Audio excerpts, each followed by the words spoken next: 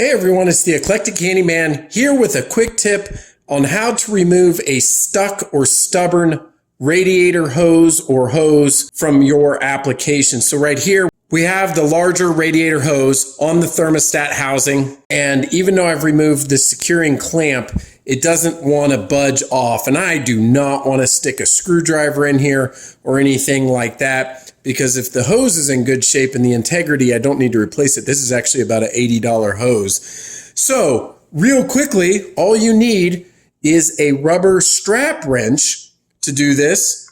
Slide it on right at the part that you need to move. Tighten it down.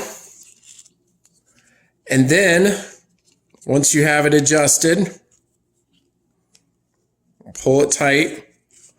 The way this works is you can secure the part in one hand and then use the strap wrench to loosen or adjust on the other.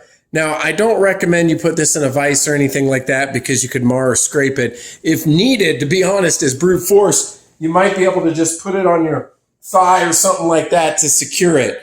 But hopefully you can just hold it and then put some pressure and then break it loose. And once it's loose, you can pull your wrench off. That rubber to rubber connection right there will not mar the hose.